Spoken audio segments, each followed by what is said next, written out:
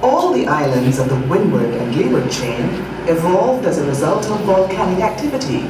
All, that is, except one. The one that stands alone to the east of all the islands is our island, Barbados.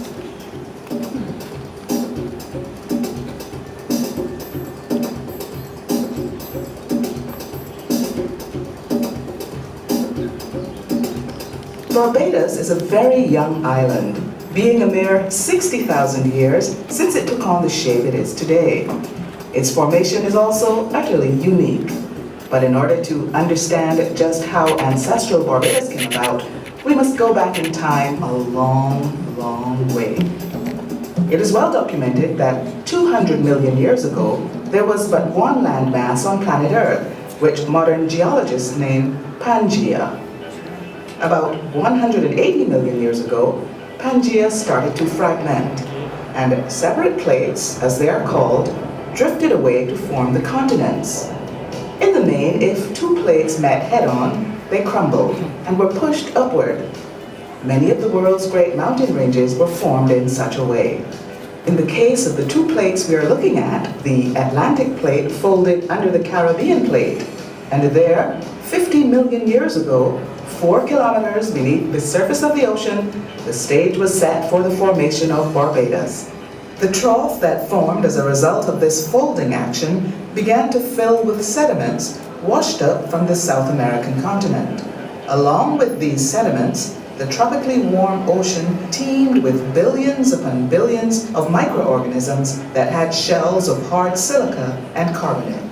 As the organism's short life cycle ended, the skeletons of these tiny plankton were continually added to the so-called South American sediments. From time to time, the flow of these sediments slowed and the layer of plankton skeletons would increase. Now we fast forward to about 15 to 10 million years ago. The silica and carbonates of the plankton skeletons have now hardened into masses of solid rock we know as chalk, and less commonly, radiolorite. It could be said that these rocks are huge graveyards of microorganisms, and therefore referred to as biogenic rocks. By about 10 million years ago, the two colliding plates had moved so much that the ocean floor itself began to buckle upwards, carrying the ridge of oceanic sediments closer and closer to the surface. This entire ridge emerged, and even today stretches from Puerto Rico in the north to Trinidad in the south. Finally, between 1 and 2 million years ago, a mere blink of an eye in geological terms, the seabed broke the surface at latitude 13 degrees north and 59 degrees west. And ancestral Barbados was born. It was, in fact, the area known today as the Scotland District. Before 800,000 years ago, coral reefs could not grow in the sea around ancestral Barbados. The conditions were not right. They needed clear, nutrient-rich water, which did not exist at that time. But then, over a period of about 200,000 years, conditions for reef formation became ideal. Prolific coral growth took place in the relatively shallow waters that surrounded ancestral Barbados. At around 500,000 years ago, a massive tectonic push lifted the entire island along with the submerged coral reef terrace. The result was that this terrace was now entirely above sea level and became the first and upper coral terrace. Another outcome of this tectonic uplift was that an abundant fresh coral growth began in the new shallow waters created around the west and south coasts. At about the same time, erosion started to take place on the east coast, exposing the intriguing folds of the oceanic sediments that remain to this day. The sheer rock face of Hackleton's Cliff was also formed during this period. Further geological developments were that the heavy tropical rains started to carve gullies and erode subterranean caves. The final period of the evolving Barbados was from about 120,000 years ago, with 2 more significant tectonic pushes taking place. the latter a mere 60,000 years back in time.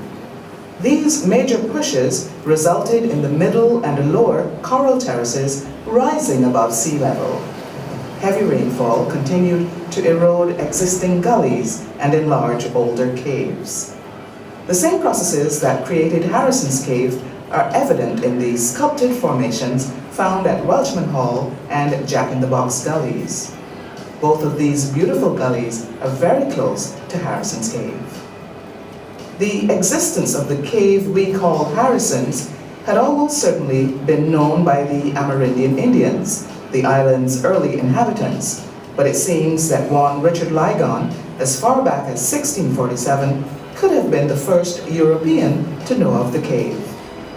Certainly, it was documented that a Dr. Pinkherd and party in 1796 truly put the cave on the map. The cave was later named after Thomas Harrison, who owned the land in the area at the time.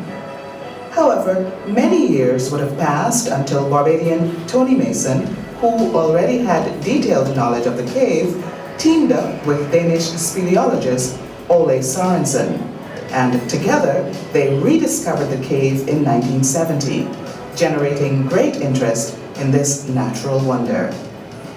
In 1974, the Barbados National Trust commissioned Sorensen to conduct a full survey in order to develop the cave as a local and tourist attraction. The cave was subsequently opened to the public in 1981. The original natural entrance that Sorensen used is still navigable and is now the focus of a unique wild caving tour for small groups.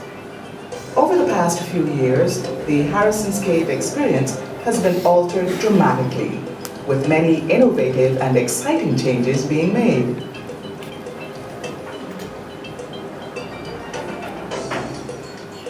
There is no mystery as to how the beautiful karst formations you are about to see came about.